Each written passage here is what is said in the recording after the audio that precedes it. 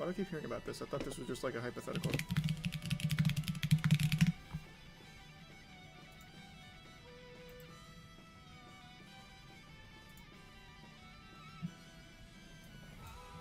Be careful what you read about Elden Ring movie. An article said a movie was in development, but the piece was pulled soon after it was published. Sounds about right. Publication called Nexus Point. Bro, honestly, we could just graveyard. He doesn't have a goblin gang, so what's he gonna have for the graveyard? Like, absolutely nothing. Bro, he doesn't have shit for this. Yeah, they just literally outcycled this guy. Let's go, boys! Come on! Witch locks? That's tower, man. I'm fucking dialed today! Come on! Bro, I can't play this game. I get mauled. Split minions just so we don't have to boulder. I want to save our boulder for, like, last-ditch panic defense.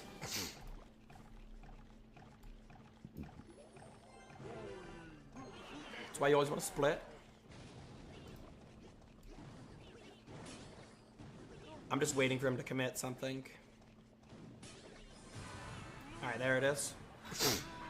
Evo Witch is just gonna eat that shit alive. Really good lightning out of him, to be honest. Mortar. Giant will just tank the mortar. He's gonna go, yeah, this is good, minions.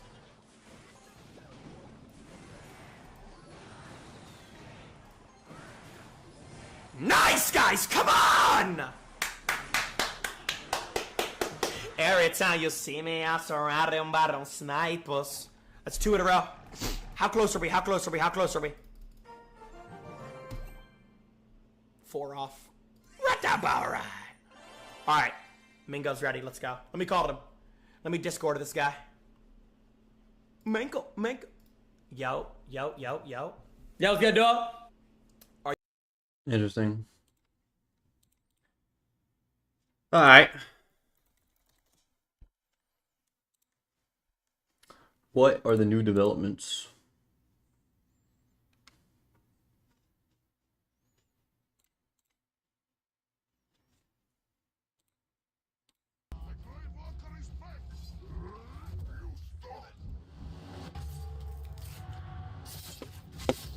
Such a good game. We should honestly get back into it.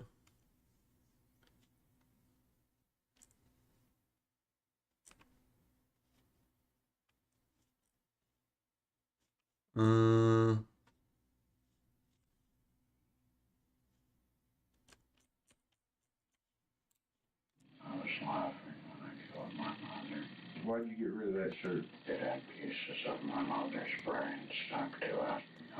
I killed Josh with a sledgehammer too. What if he's like faking that? 15-year-old Zachary Davis. He's just been brought in for questioning after a fire was discovered at his house.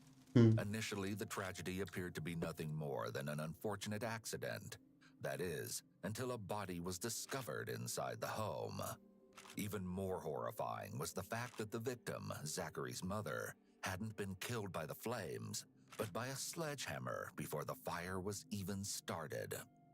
In about 3 seconds, you'll see Zachary crack, but not in the way anyone expected. It looks kind of evil when you do that, I'm gonna have to say. I think you know you're doing it. In this never-before-seen interrogation footage, Zachary is brutally honest as he details his crime, and yet, his astonishing motive leaves investigators wondering how much of this chilling tale is the result of a disturbed mind or a series of cleverly concocted lies. In the early hours of August 10th, 2012, emergency services were called to a house fire in Hendersonville, Tennessee. Inside the burning home, firefighters discovered the body of Melanie Davis lying on her bed, covered in blood and brutally disfigured. The single mom of 2 teenage boys worked as a paralegal and trained as a triathlete. Outside the home, one of her sons, 17-year-old Joshua Davis, waited with the police. But his younger brother, Zachary, was nowhere to be found. 4 hours later, and around 5 miles from the home, police spotted 15-year-old Zachary Davis as he walked alone down a road, attempting He looks to leave fucking town. nuts though. Like he looks fucking crazy. Look at the eyes. He was subsequently picked up and brought to the Summer Country Sheriff's Office for questioning. His interview is just the beginning of a truly disturbing case. filled with shocking allegations and a series of twisted lies. This is the sheriff's office, and what we'd like to do is talk to you about, there's always something happened at your house, and that's what we kind of want to talk to you about right now. You've probably seen some cop shows and stuff, right? You've seen police shows and things like that. You do have rights and stuff, and so before asking questions, you must understand your rights. You want to go ahead and talk to us about what happened tonight? Yes, sir. Okay. If you do, just Zach, what I want to do is make sure you understand that this is a waiver, right? Saying you're waiving your rights. What I'd like to do is make sure you can read and write. If you would, read that last paragraph out loud. I've read this statement of my That's okay, so it's an act. rights and what my rights are. With his confirmation that he's waiving his rights, the interview gets underway. You've never been in any trouble, have you? No, sir. So, no trouble in school, nothing like that? No, sir. One of the obvious unusual characteristics about Zachary is his lack of expression of emotion or emotional detachment. His monotone voice and flat facial expression are indications of a person who is either guarded and is consciously avoiding any show of emotion, or a person who struggles to express emotion because of some other issue, such as a psychotic disorder like schizophrenia, or a developmental disorder like autism spectrum disorder. Though he doesn't offer up a lot of information himself, the investigators have researched Zachary's family and began asking him about his past to get him comfortable with talking to them. I understand that your father had passed away. Yes, sir. How did he pass away? He died from Garrett's disease. Pretty rough on you, wasn't it? No, sir. It didn't bother you? No, sir. It's an act, dude. It's gotta be an act. It's not real. That you were upset about your dad. Is that not true? No, sir. So it is true? No, sir. Okay. In 2007, the Davis family faced their first tragedy, but certainly not their last. The two boys lost their father, Chris, to amyotrophic lateral sclerosis, also known as ALS or Lou Gehrig's disease.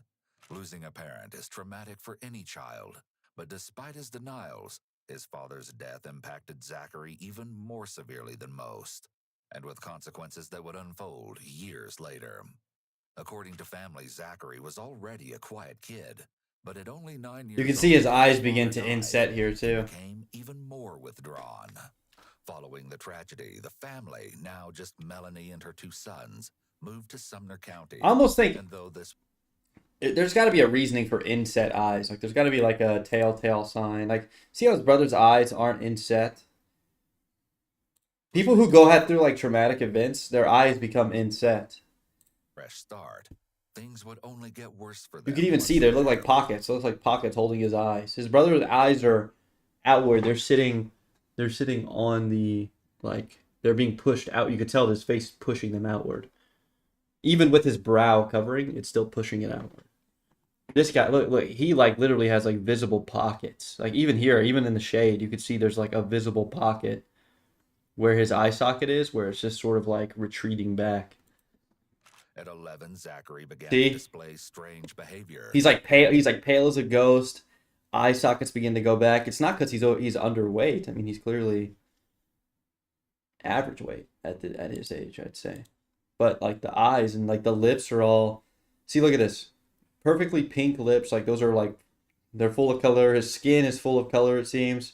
His lips are pale. His skin is pale. His eyes are inset. There's something going on It here. isn't clear exactly what. Like as a parent, I feel like you would notice but this. Like Melanie grew something's concerned clearly enough to wrong seek here. medical help for her son. Have you ever had to see a doctor for anything? And then look, now we get to this point. This is a fully matured psychological break. I mean, the eyes are just so deep, dude. As far as you having problems with thinking about things or anything? I mean, that is he's in a full position, like he's not tilted downward to where there should be a shadow casted on his eyes. He's looking straight ahead, and there's still somehow like a shadow. It's just odd. There's got to be a reason for that. It's not just genetics, I don't think. What was that about? Who wanted to see a therapist? My mother. She did. Okay, so there was just a couple time his life on? How long ago was that? Year that one year. You remember what year that was? 2008, I think. What were the reasons that your mama wanted you to go to therapy? She never told me. Zachary was diagnosed with a He looks normal here. That's what I'm saying. He looks normal. depressive disorder, but that was just the beginning. He also told doctors that he was hearing voices, including the voice of his deceased father, and he was soon diagnosed with psychosis. However, at some point, his mother stopped his mental health treatment, Still kind of a pocket, but I mean, he looks like a normal kid but here. it's unknown exactly why. While psychosis itself is not a clinical disorder, it I'd is a say that's symptom that is normal. often associated with schizophrenia. Onset of schizophrenia in That is not normal. Look at the black ring just around his whole eyes. children is The very color, though, rare, is there. but He's got still got the color. possible. Other causes of hearing voices during childhood could include depression, an anxiety disorder, and or experiencing a traumatic event, such as the death of a parent. Despite Zachary telling Normal. investigators he Normal. wasn't seeing anyone for help, the calendar on his phone showed that he had at least one meeting with the guidance counselor at his school, Ms. Higgs, indicating that perhaps someone realized something was wrong. Though no one could have guessed the true extent of just how disturbed he was. Something went on at your house today, and I just kind of like you to kind of tell us what happened. I killed my mom in her sleep with a sledgehammer. Is there a reason why you did that? Yes, sir. Well, can you tell me why? No, sir. You can't tell me why? No, sir. Is it a reason you don't know why you did it, or you just don't want to tell? I didn't know why I did it. Just letting my tongue. Okay. You do know why you did it? Yes, sir. Okay. Did you set the house on fire too? I tried to. I don't know if it actually got the whole house on fire though. Oh, really? Okay. Yeah, it did. I mean, a little bit, I think, but not bad or anything. Have you been having problems with your mom? No, sir. Unlike most crimes, it's all too clear that Zachary is the killer. But though he states freely that he killed his mother, this story will change eventually. Hauntingly, recovered text messages between Zachary and his mom seem to indicate that they had a seemingly ordinary, even loving relationship. In one, Zachary wrote to his mother, "Sorry, I was asleep," with a heart emoji. Another, this one from Melanie to Zachary, reads, "Love you, tried to talk to you before we left, but your door was locked." Through these texts, the family appeared to be perfectly normal, but that couldn't be further from the truth. We found a book on a notepad that was on you. It said some things in there. Is that notepad yours that we found? It talks about your mom and about, Yes, sir. and that's what's so important about this. I mean,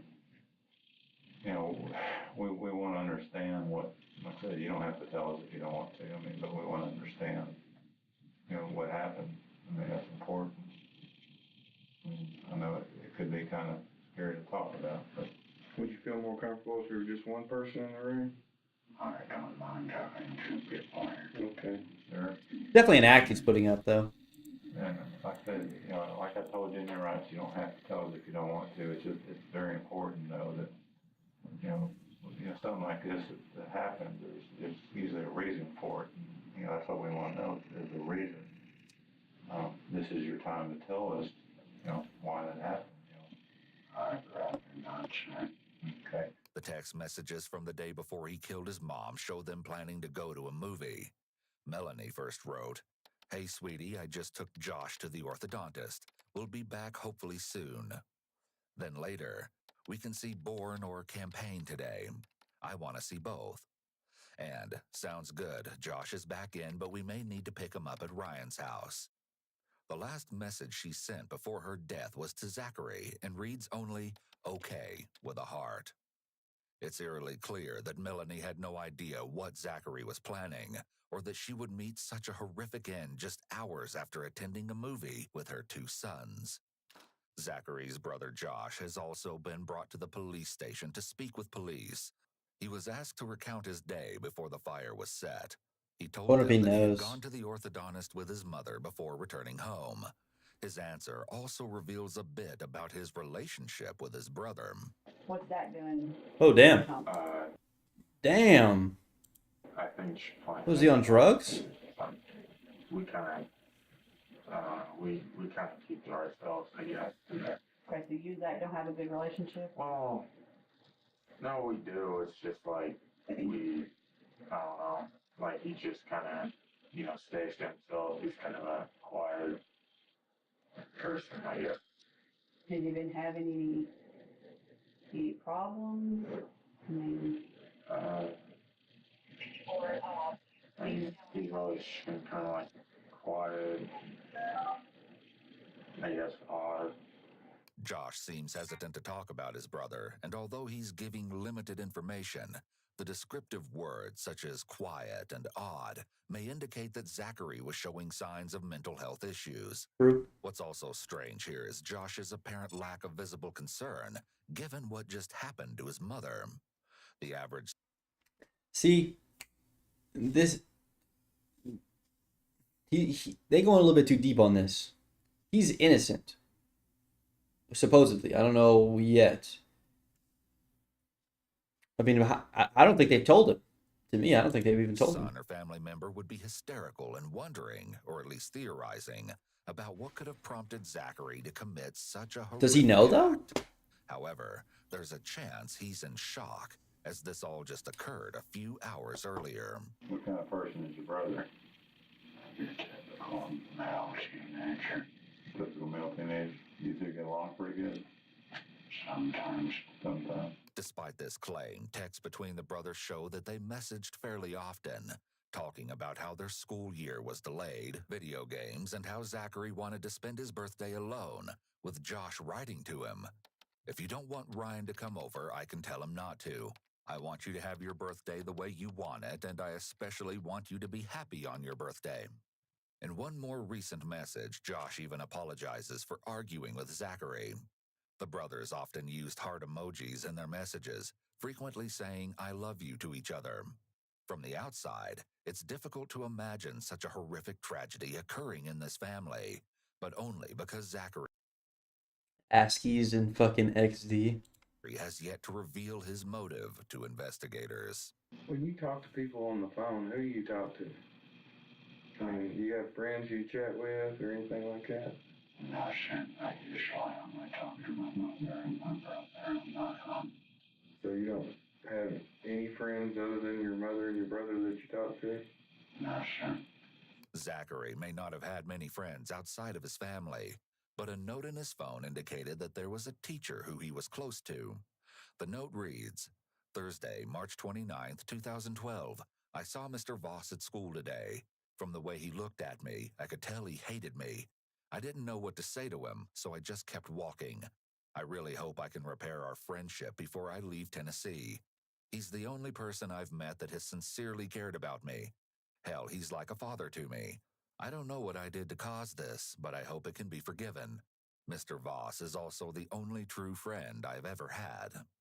This note depicts a very different person from the emotionally detached teen we're seeing in this interrogation. So I think it's an It act. shows indications of emotion, of caring what another person thinks of him, and of caring about another person, his teacher. The note indicates that Zachary may be lonely, and that he may not be able to connect with kids his age if he names a teacher as his friend. In his interview, Josh tells the detectives that when the movie ended around 8 p.m., the family went directly home. you didn't see anything tonight that was any different than the way he normally acts? I mean, no. It's surprising that Zachary was not either acting differently Look at the inset eyes. from his typical behavior just prior to murdering his mother, or at least showing a change in his behavior recently. The level of aggression that he inflicted on his mother when he killed her and the simple fact that he went through with murdering her are behaviors that occur when a person has snapped or has reached an emotional breakdown. Josh then recounts going into his mother's room to talk to her just a few hours before Zachary killed her. I went and talked to my mom for a little while, and then Remember about what time that was? that was right around 9, probably. That was right when I said goodnight. And she went to sleep, and then I went upstairs and was in my room. So you talked to her for a few minutes? Yes, ma'am. She was working out when I went in there, so I worked out with her for a minute. What was she doing when you said she was working out? What was she working out? Like doing stuff. Despite describing what were his last moments with his mother, Josh still shows very little, if any, emotion. When you get home and your mom goes to bed at 9, where are you and what are you doing in the house? Are you in the house? I was already planning everything. You were in your bedroom or in the room where the fire was started? The room where the fire was started. What do you call that room? We call it game room. Game room? So you're in the game room planning everything? Yes, sir. All right. And how long does it take you to plan that? Only a few minutes, but I waited for several hours to make sure everybody in the house was asleep. How did you make sure they were asleep? I just waited and then checked on them. Just checked on them? Opened the door and looked at them? Yes, sir. I killed her at around 11 p.m., I think. And I think she went to sleep at around 9 o'clock. Okay. When you killed her, what about your brother lives there with you too, right? That's the only person who lives with you? Yes, sir. Did you do anything to him? No, sir. I was kind of expecting the fire to kill him. Oh, you were? Okay. That's right. Zachary didn't just set the fire in an attempt to destroy the evidence of him killing his mother, but also in the hopes that his brother would be killed by the flames. As well, to ensure Melanie's death, after hitting her with the sledgehammer, Zachary locked the door behind him to prevent Josh from going in and potentially helping her. And then I woke up around, I'm not sure what time it is, time of the thing was going off. And, at first I didn't know what it was. I thought it was like a sound in my room. Then I figured out it was a fire alarm. I was running around, and I was looking for my brother upstairs in his room. He wasn't in there, and I saw the fire was started in there. So I ran downstairs to get my mom, and the door was locked. So I had to kick the door in to get in there. And then I saw her on the bed. Oh, damn. I just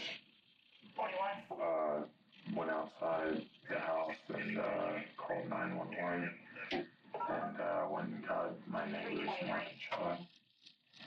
Where'd you get the sledgehammer at? My garage. Okay, and what about how did you try and set the fire? First I tried to drag the lawnmower upstairs and meet the fuel tank in the room, but I couldn't do that, so I just poured a bottle of whiskey on the floor and lit it on fire. A bottle of whiskey? Yes, sir. Okay. And was that before or after you hit your mom? After. After, okay. How many times did you hit her with the sledgehammer? I couldn't do the fuel tank in the room, but I should meet the two. First I tried to drag the lawnmower upstairs and meet the fuel tank. All whiskey. Pretty dumb bastard, though. Estimation. I'd say at least 12. 12 times. Where did you hit her at on her body? Around the head area. Okay, was she sleeping at the time, or? Yes, sir. Okay, did she wake up and say anything to you? No, sir. I put my fingers on her neck to check her pulse and make sure she was dead. Did you touch her anywhere else? No, sir. Have you thought about touching her anywhere else? No, sir. Josh was asked the same question, likely to determine if his story will match the forensic evidence found on Melanie's body. When you went in the bedroom, at any time did you touch your mom? Yeah, Sumner County. When you went in that room? No, I don't think so. Like, I kinda, no. He witnessed the altercation. Like, I ran in and cause then I saw her. And I freaked me out. When you left, what were your plans at that point? I haven't stopped that for anything. Oh, you hadn't? When did you think about doing this? I mean, when did this pop into your head as far as killing your mom? Several years ago. That's Had you so told strange. anybody about it? No, sure. So, with this, I mean, thinking about this, was your mom just bad to you, or No, sir. a pretty good mom? Was she a pretty good mom, or? She wasn't very good mom. She wasn't I don't know. Refusing to classify her as either a good or a bad mom and sounding apathetic regarding his relationship with her could indicate that he was unable to form a true emotional connection with her or anyone else. Because of his willingness to answer most of the investigators' questions, except for his all-important motive, they ask him a series of questions to get as much information as possible. He mentioned a note that has been found. When did you have a chance to write that? While I was waiting and after I did it. So you did the whole note, there's like two and a half pages, you did it all tonight? Yes, sir. Okay. So you did some before you killed your mother and some after? Yes, sir. When did you write the last part? About what time did you write the last part? I don't know, sometime around 2 a.m. or 3 a.m., I think. Okay, while you were out walking and stuff? Yes, sir. Was it before you bought the Pepsi at the Thorntons? Yes, sir. You had your phone with you for a while. Did you call anybody on your phone? No, sir. Okay, what'd you do with your phone? I didn't do anything with it. I didn't even realize it was in the pocket until I left. So where's it at now? I threw it in a ditch. Why'd you throw it away? I assumed that I could be tracked through it. Okay. What was your plans as far, I mean, you didn't have any plans on where you're heading to, or how, evidently you were trying to. Yeah, I couldn't have thought he was going to get away with it, surely. You don't remember where you're trying to go to? No, sir. You had a backpack, so you had stuff, you were just gonna walk and just try and get out of the area? Yes, sir. Chillingly, after killing his mom and fleeing the house, Zachary went to a convenience store to buy a Pepsi before he began walking in an attempt to escape from police. Though he had made an elaborate plan, it doesn't appear that he thought ahead to what he would do after. According to unverified rumors online from people claiming to live in Sumner County, after setting the fire, Zachary ran non-stop for almost 5 miles with no destination in mind. Ironically, a note on his phone written 7 months earlier on January 22nd, 2012, indicates that he had thought about his escape, or at least criminals escaping police detection more broadly. The note states, "After reading dozens of news reports about killers, I believe I found several consistent reasons why most killers are caught within a year. They rely too much on civilization. Most killers hide out in heavily populated areas or easily accessible areas. Bro got caught They walking. don't migrate to other areas after several kills in a row. This makes the police in their area more alert and the citizens more cautious. Most rely too much on firearms or other weapons that produce loud noises. This will attract unwanted attention to their location." This sort of obsession with murder and serial killers can occur among people with severe mental illness. The fixation doesn't necessarily have to be with murder and serial killers, but it just so happened to be the case with Zachary. These individuals may often struggle with low self-esteem and therefore derive a sense of feeling powerful when they identify with bad guys like serial killers. Zachary may have felt tough and strong by learning the strategies of killers and thinking he could emulate them. Maybe this gave him a sense of identity, believing that he could not only be a killer too, but become a smarter killer by not making the same mistakes as the criminals he studied. Still, there was other evidence of Zachary's plan falling apart, such as the knife investigators found abandoned at the scene. So why is the knife outside? I was trying to put it into my backpack, and then the fire alarm started, and I just ran home. What were you going to use that knife for?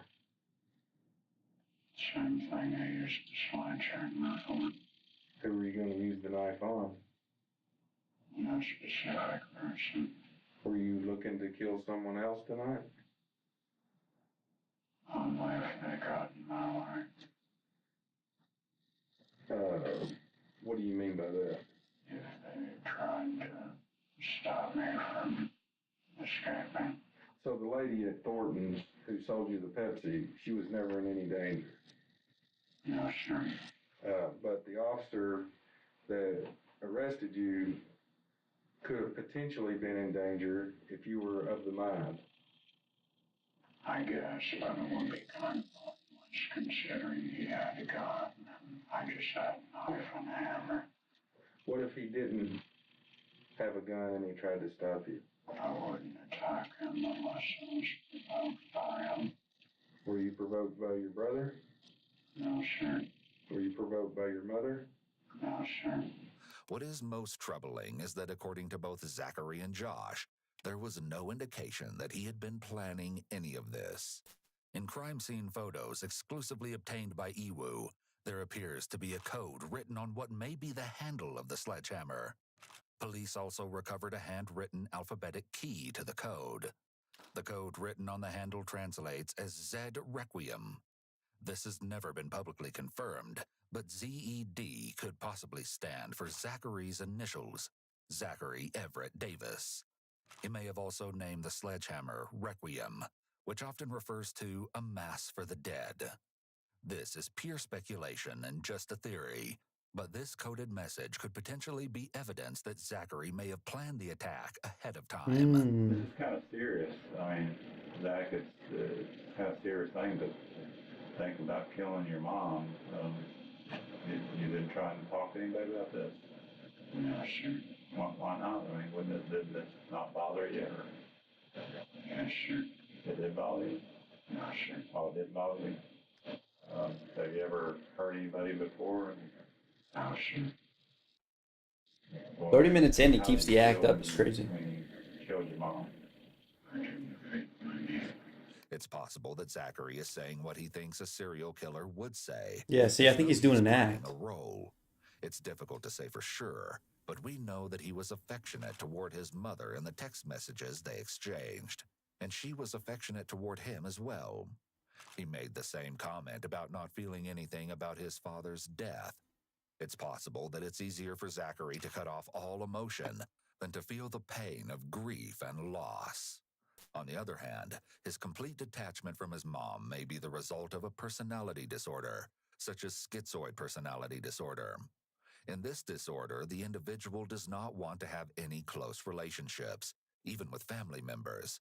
I almost think what he was onto before makes more sense, where he feels weak, and so he's trying They to prefer to emulate strength, and by emulating like a serial killer, he's able to feel the strength that he wants.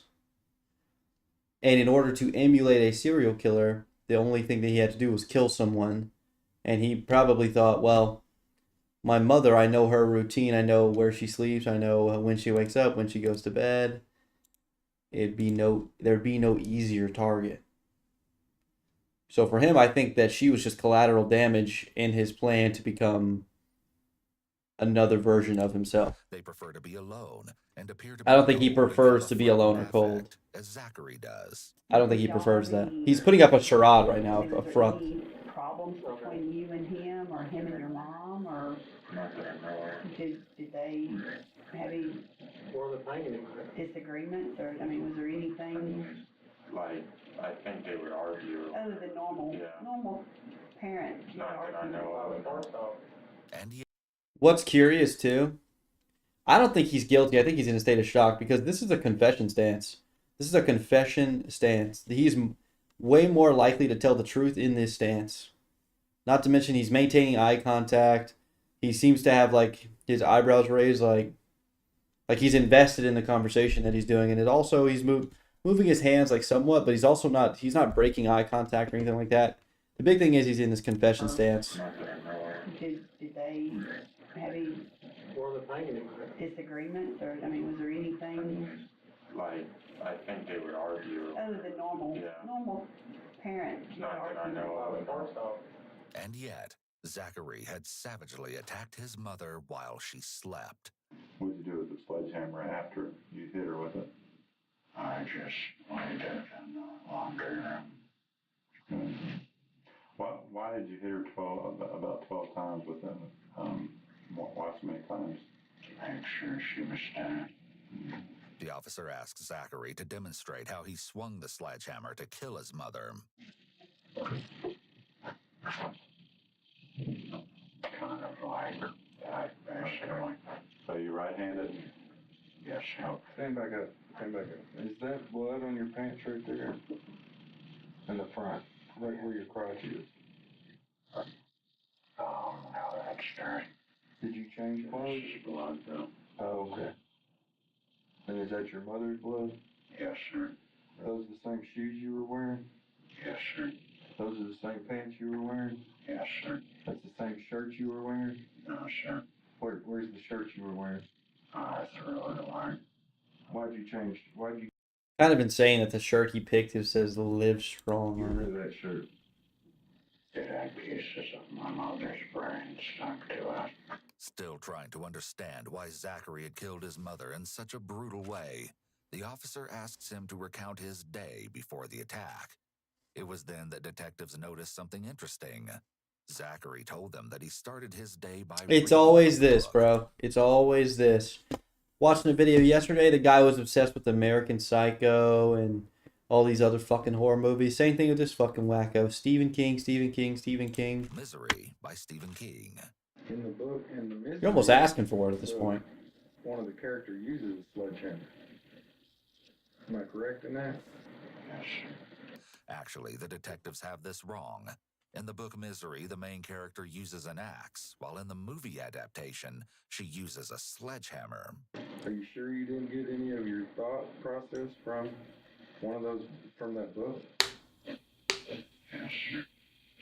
So, Assassination. You said it.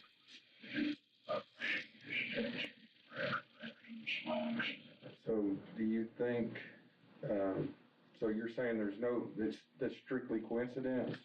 Yes, sir. So you didn't draw any kind of thought process from the book Misery? as What a dumb to fucking how you question. killed your mother? No, sir. Zach, we've been doing this a long time, and I mean, sledgehammer is a very unusual weapon to kill somebody with. So that's why he and I are asking that question, why a sledgehammer? I ordered used to knife, but I was worried that I missed the vital area. Did you have any other type of weapons in the house that you thought about using? Something about using a claw hammer. A claw hammer? Yes, sir. I mean, you don't remember feeling anything? Did you cry? No, sir. Were you screaming when you're hitting her? No, sir. Did you say anything to her before you hit her? No, sir. Did you love your mother? Somewhat. When you say somewhat, I mean... It's hard for him to admit that he actually did. Anything she's ever did to you that you hate her for? No, sir. It's against his Zachary character realized that the to book admit that he inspired did. his weapon of choice, possibly because he wants to take all the credit himself. Mhm. His internet history indicates that murder and death was something he'd been thinking about for a long time. He had two particularly strange apps downloaded on his phone, including one about serial killers and another about torture devices. As well, among the more mundane video game cheat codes and jokes, he had a copious amount of gory images. Zachary had also bookmarked a few bizarre websites, including articles about the murder of Junko Furuta, Catherine Murch, who took her own life after killing her kids, the Louisville chainsaw murder, a cult leader on trial in Ohio for killing a family of 5, and an X-Acto knife double homicide. He also had a particular obsession with the killer Nevada Tan, also known as the Sasebo slashing, where an 11-year-old murdered another schoolgirl, 12-year-old Satomi Mitarai. Perhaps most tellingly, Zachary had also bookmarked an article titled Understanding Schizophrenia from helpguide.org. It's possible that he may have been trying to figure out why he was experiencing certain symptoms. Although Zachary may have some sort of severe mental illness, maybe even psychosis, as he's sitting in the interrogation room answering questions, he appears more like a cold-blooded murderer than a person suffering from psychosis. But this wasn't all. Zachary made notes on his phone that give unique insight into his twisted state of mind leading up to the killing. One says simply, Samantha Marshall, female, possible victim of. Another says, hanging over the masses like a shadow or a dark cloud, executing them all one by one without a sound. Omnipresent and biding its time, ready to steal you away at your prime. Welcoming to the stupid and the bold, not following any pattern, just doing as told. Laying to rest kings, queens, peasants, and thrall, death will eventually punish us all. So you could rewind the clock and go back. What would you do? I would probably kill Josh with a sledgehammer too. In stark contrast to Zachary's statement, That's insane. Josh was brought in for a second interview. The detective asks him about an incident that occurred at school, showing that the brothers saw their relationship with each other completely differently. But when you got in trouble with at school, I think it was last year, what happened to cause that when you got in a fight? Somebody said they were picking on Zach. Oh no, that was 8th grade. Oh, was it 8th grade? Yeah. Oh, okay. Middle school, wasn't it? Yeah. What happened to cause? I mean, what were they doing? He was like like a piece of paper, like you know how you roll up a thing of paper. Mm-hmm. He was just kind of hitting him like that. Hitting Zach with it? Yeah, and I told the kid to stop, and he went up there and did it again. Okay. And what was Zach's take on that? I mean, was he mad that the guy was hitting him, or was he just indifferent, or did he ask you to do something about it? Or was no, he didn't ask me to do anything. Okay. Just taking up for little brother. It's possible that Zachary resented that his brother stepped in to be the hero. He may have been frustrated that he couldn't protect himself. Just look at the look at the physiognomy, bro. Bro looks like he's off his shit right now, dog. He looks gone. Like this picture, like if I was the mom and I took this picture and I went and looked at it, I'd be like, holy shit, I gotta get this guy somewhere, like I gotta get him some help. I mean, he looks like he looks like a ghost. Literally looks like a ghost, especially compared to his brother side by side. He looks like a ghost. Be the hero. He may have been frustrated that he couldn't protect himself and instead had to be saved by Josh. Do you still want to kill Josh? Yes. And you're not going to tell me why? No, sure. I'm really curious as to why. I mean, you said that he was the only confidant you had. You didn't talk to anybody else. Why would you want to get rid of the only person that you confide in and talk to? I don't know. Well, you said you don't want to tell me, so you do know. There's a difference in wanting to tell me and not knowing. You just told me you didn't want to tell me, so you do know why you want to kill your brother and you killed your mother. I would just like for you to share that with me. I'd rather not share. But you will admit When will they? you know why you did it. How long will he keep this act up? Let me ask you this. Do you always talk like you're talking to us now? No, Yes, sir. you're capping. If I talk He's to capping. someone that knows you or a teacher, they're going to say, this is your demeanor. This is how you talk. That's cap. Most likely. And so you're always monotone and robotic when you talk. Yes, sir. Unnerved by Zachary's behavior during his interrogation, detectives asked Josh the same question. Has he always been talking that monotone voice? Like quiet, he's kind of quiet. And, you know, his voice don't go up or down. It's just like a flat monotone voice. Is that the way he normally talk? All the way? When did he start talking that way? It's always been the way I remember it. Really? Yeah. You ever laugh? Sometimes. I don't think they did a good job explaining to him what he sounded like. Give me an example. Well, I was laughing my ass off when I killed my mother. You were what? I was laughing when I killed my mother. You were laughing? Why were you laughing? I don't know. Were you laughing your ass off at that time? Yes, sir. Paradoxical laughter often occurs among people with schizophrenia. They may laugh either to Fair. themselves, often in response to a hallucination, or they may laugh in serious situations. However, throughout the interrogation, he has not laughed inappropriately at all. It's possible that Zachary once again is trying to present himself as the evil villain he may identify with. Whether Zachary is as void of emotion as he's trying to portray. So it's part of the act. His note entries on his phone, which show expressions of emotion, puts into question this image of himself that he's trying to show in interrogation. Why were you laughing your ass off when you killed your mother? I don't know. Yes, you do. We went over this a while ago. You know why that you wanted to kill your mom. You just don't want to tell me. No, I actually don't know why I was laughing. Schizophrenic. Well, is it a sense of accomplishment? No, sir. Do you laugh when you read the horror books? No, sir. Did you laugh today when you or yesterday when you read Misery? No, sir. Do you see do you see why it would be difficult for me to understand why that would be funny? Yes, sir. A lot of people, because it's just highly unusual for a 15-year-old to take a sledgehammer and be laughing his ass off and hit her in the head with it 12 times. What do you think? I don't have any new information to give to you. You can't think of any reason whatsoever. No, sir. With still no indication why he killed his mother in such a brutal way, the detective attempts to figure out if there were any issues in the family that may have motivated Zachary. In response to the detective's continued questioning, Zachary makes a shocking allegation against a family member, claiming that they assaulted him years earlier. This has never been proven to be true, and there is no evidence to back up any of Zachary's allegations. What did he do to you? Usually after we arrived in Tennessee. How long ago was that how long you been in Tennessee?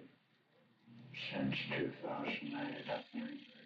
Or 2007. I don't really remember the exact day I went here. Did you tell your mom about it? Yes, sir. What'd she do? She didn't believe me. Didn't believe you? Did he look you after that? No, sir. Just that one time when he did it? Yes, sir. And How old would you have been then? Did you hold any ill will towards him for that? Yes, sir. And the conversation you had with your mother about that, can you tell us about that? She thought it was my imagination. Did she ever talk to it? Not that I know of. Did he never mentioned anything? No, sir. Why did he stop doing it? I stopped bathing after that. You stopped bathing Yes, sir. and he stopped, and that made him stop? Yes, sir. when you mean stop bathing, you mean you stop taking baths and showers altogether? Yes, sir. So how did you clean yourself? I didn't. You haven't cleaned yourself since 2008? I have inconsistent intervals, but it's not very common. Okay. The detectives have referred to a notebook they found at the house, which miraculously survived the fire. Within, they found 2 notes written by Zachary. I was raped by him that day, and I've been planning to kill him ever since. The second entry, a confession, is believed to be written right after he killed his mother. I didn't feel anything. I didn't feel remorse. My only true regret was that I didn't give her a faster death. I didn't want her to suffer. It's possible that Zachary's belief about being assaulted was actually a delusion. Individuals diagnosed with schizophrenia may experience delusions, which are strongly held beliefs that are unfounded. There's always a reason. There's always a story. And just because it's your story and we're sitting here today doesn't make it any less important to us. It's important to us to find out what the truth is. We would like to deal with that, but we want to hear your side of it. We want to know what happened. Why did, obviously upset you. But your mom didn't do anything. You know why it took this long for you to act out? Yeah, sure. They just boiled and boiled and boiled? Is that what you're saying? Yes, sir. Would there have been any certain thing tonight that would have set that off? I mean, made you think about doing this? I mean, anything particular that happened of all nights, since 2008 to 2012 now, of all nights since then that you would have did this? Yeah, sure. As the interview begins to draw to a close, the detectives ask Zachary a few last questions. What do you think what should happen if somebody did what you did? I don't know. I mean, I guess whatever's necessary. Whatever's necessary, but I mean, what do you feel? I mean, what do you feel? I mean, if somebody was to do this to you, what should happen to them? I don't think it would really matter. Because if you give them the death sentence, they'll die, and if you give them a life sentence, they'll die in prison anyway. So in the end, it doesn't really matter. So, did you think about the consequences when you did this? What could happen to you? Yes, sir. Can you tell me about that? No, sir. Why not? I'd rather not, sir. I mean, I'm talking about, do you think if you get caught by the police, and do you think that was a possibility? Yes, sir. And if you got caught by the police, what do you think would happen to you? Well, since I only killed one person, I shouldn't get the life sentence. But I don't know how it works here.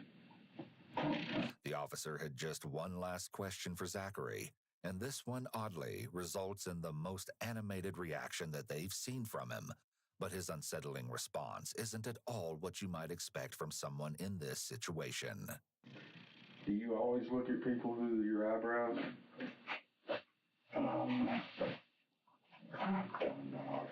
You've been doing it all morning.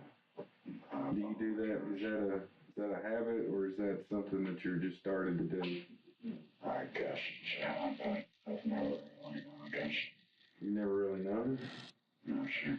Nobody's ever said anything to you about it? No, sir. Why'd you giggle? It's just... I mean, you don't know that you do that right there? No, sir. Okay. I'm not picking on you, I'm just... It looks kind of evil when you do that, I'm gonna have to say. I think you know you're doing it. Two things. When he calls him out and says, "Why are you looking through the eyebrows?" It's clearly been a focal point for him this whole time that he's been interviewed, to look through his eyebrows. And him saying, "Why you look through your eyebrows like that?" is basically like stroking the ego that he's refusing to admit. It's like, "Hey, look, I'm purposely looking at you like this. Notice it." He's like, "Hey, I notice it. Why are you doing that?" And he's like, "Oh," and then he smiled, that out of his control, I think. He smiled, and then he also got hit again back to back, because he's looking at him that way because it portrays a sort of evil character, an evil demeanor. And when he says, "Dude, why are you looking at me like through your eyebrows?" Bang, he smiles. And now he says, "Dude, you look evil when you do that." That's the whole point. And so the character he's trying to hide or masquerade as, or like his true self, wants to be portrayed as evil and monotone and robotic and kind of emotionless, kind of like a serial killer. And so But once you can call him out and say, dude, you're doing a good job being a serial killer, his ego can't help, his inside ego can't help but smile at that. He feels accomplished by that. And you're smiling about it, so I think you're pretty aware of what you're doing. No, I didn't realize I was doing it. Yeah, he did. Given what we know He about did. Zachary's obsession with murder and serial killers, it's likely that being called evil is a compliment. True. This again shows that he might identify with some sort of evil character or villain. If Zachary's monotone voice and eerie eyebrow stare are all an act, it's impressive because he was able to keep up the True. act and not break character throughout the whole I was about to say, he interrogation. kept that up the whole Following interrogation. his interrogation, Zachary was evaluated by psychologists and mental health experts. One stated they believed that at the time of the killing, Zachary didn't have the mental capacity to meet the legal definition of premeditation, and that his mental illness affected his ability to use reflection and judgment. In fact, the psychologist said that at the time of the crime, his thoughts were driven by psychosis. He Fair. was diagnosed with schizophrenia For and sure. a depressive disorder. Changing his story from what he initially said to investigators, Zachary told one doctor that he had heard his deceased father speaking to him, and that he had allegedly urged him to kill his mother. Still, investigators pointed out that he had fled the house with bags he had already packed, ditched his phone, and told police that he'd been thinking about killing his mother for years, all demonstrating that he planned the crime. Zachary eventually appeared on the Dr. Phil show, where he gave yet another reason for killing his mother, this time changing his story completely and claiming that he did it because, quote, she wasn't taking care of my family. But still, in this interview, he maintains that he was the one who killed her. However, he would shock everyone, including his own legal defense, when in court he once again told a completely altered story, naming a different killer. During his trial, Josh sat directly behind Zachary, but the brothers never spoke. When Zachary took the witness stand, he changed the story he had been telling for 2.5 years and stated, quote, I didn't do it. He suddenly blamed the entire crime on Josh, claiming that he was the one who used the sledgehammer to kill their mother and that he just took the fall, making him innocent. Following this, Zachary's attorney attempted to declare him mentally incompetent and for the case to be deemed a mistrial. Furthering the drama, after his lunch break, the attorney asked to be dismissed from the case, but was denied. The judge speculated that he wasn't sure if Zachary was the ultimate con man or manipulator or not, but that was the jury's job to figure out. Despite his last-ditch attempt to blame Josh, Zachary Davis was convicted of the first-degree murder of his mother, attempted first-degree murder of his brother, and aggravated arson. He was sentenced to 71 years in prison, with eligibility for parole after 51 years. To this day, there is speculation that Zachary may have had aspirations to become a... Huh? He's eligible for parole after 51 years? After brutally killing his mother with a sledgehammer? And admitting to it?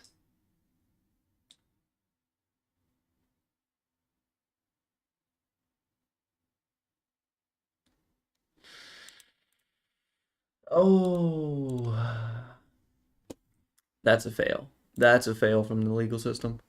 That's actually insane fail. Insane. Insane.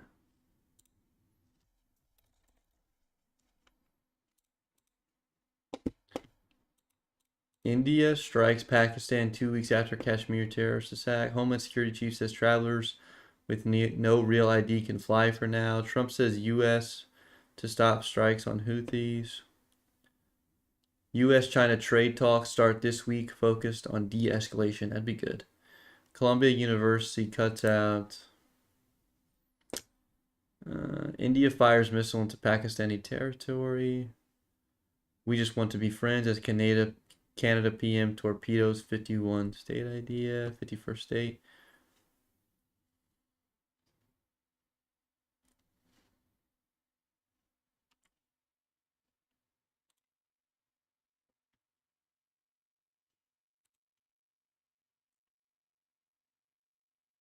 The Vatican. Gaza will be entirely destroyed. Typical. Israel hits Yemen's main airport. India signs a landmark trade agreement after years of negotiations. Gaza, Romania, Europe, India.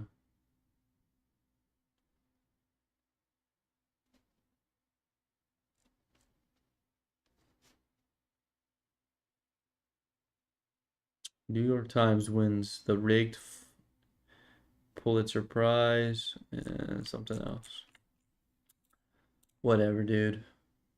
Feds cut millions for San Jose Community Project.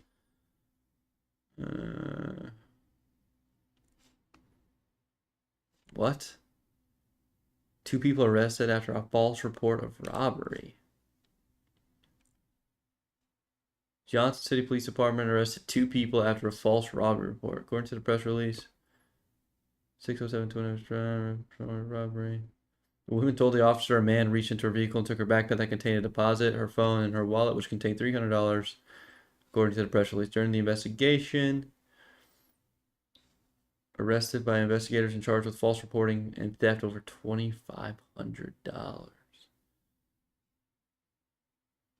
The press release said Cochran was charged. Motel Cochran staying at, finding the stolen money there. Timothy Cochran.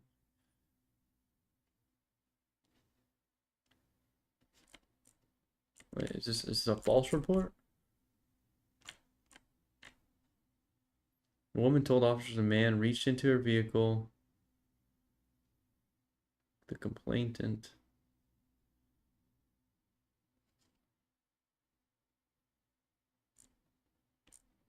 I'm not understanding this.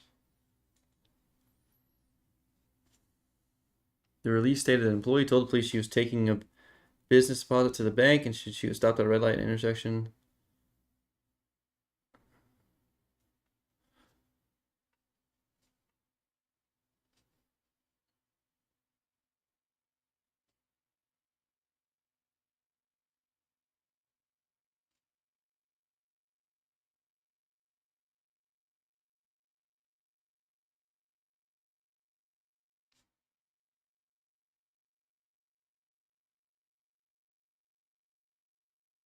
I have no clue. This is written so poorly.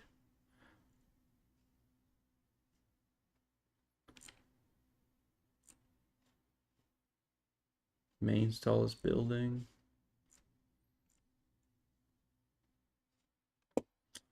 Alright. There's nothing new going on.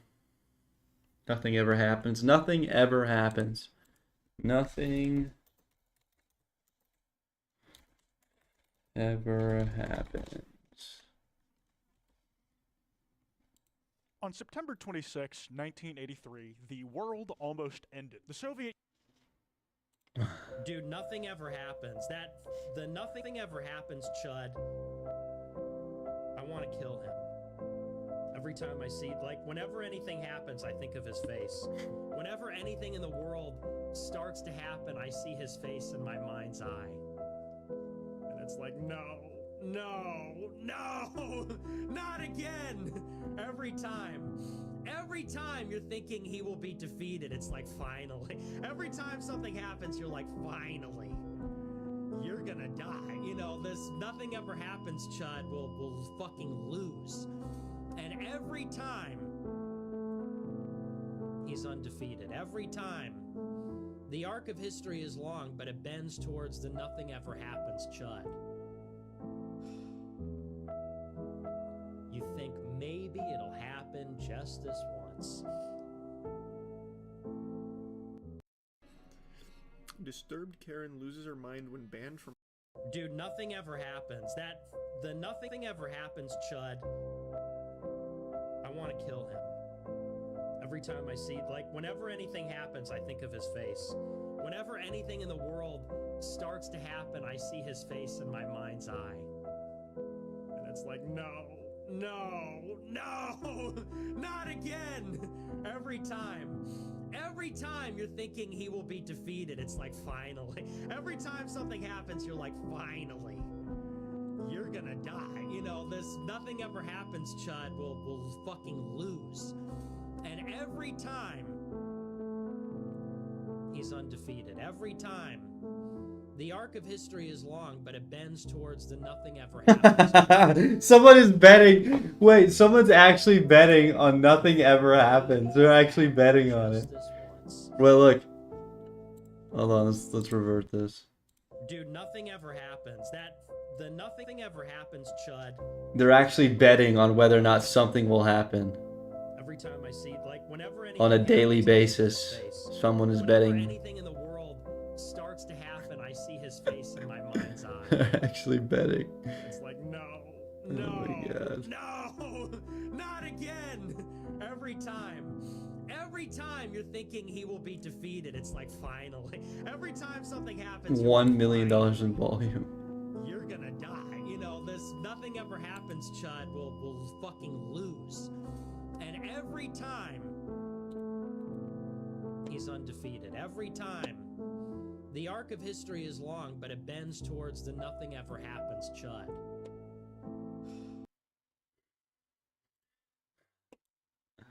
Alright, I gotta go. Later. Wait, Thin H. Wait. Wait. Is he still here? Hold on, is he still here? Hold on. Wait just 1 second. Hold on. He's still here! James! Wow. Long time no see. How epic. How cool. Very epic. Bitrate is completely dying. It's unstable. That's nice. Oh. That's cool. That's pretty cool. Okay. Well, wait, do you stream at all? Let me see. Let me see here.